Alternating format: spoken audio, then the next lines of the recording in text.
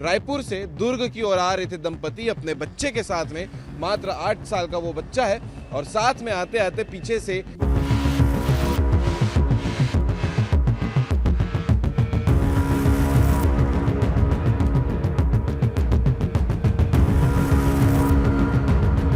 हादसा एक बार दो बार हो तो समझ आ जाए, लेकिन रोज एक हादसा होता है जिसमें किसी ना किसी की जान जाती है। और ये तो अब श्रापित रोड जैसा नजर आने लगा है। तो आ रही थी उधर से और अचानक से एक गाड़ी की हॉर्न मारते थोड़ा सा हिला तो वो पीछे ट्रक वाला मार दिया। जिस हिसाब से ये हादसा हुआ है, चेहरा तक देखने लायक नहीं बचा है, ऐसा ये दुर्घटना हुई थी। एक और ट्रक की रफ्तार आप देख लीजिए। ये इस रफ्तार से यहाँ के लोग गाड़ियों को चलाते हैं, ट्रक को चलाते हैं, जैसे इनके घर का रोड हो, आराम से भगाते हुए। परिवार से महिला का जाना, वो भी नवरात्रि के समय में, इससे बड़ी दुख की बात परिवार के लिए कुछ नहीं हो सकती। मैं जैसे ही मुड़ा मेरे बच्चा अलग फेंका है, मैं अलग फेंका है, गाड़ी अलग फेंका है।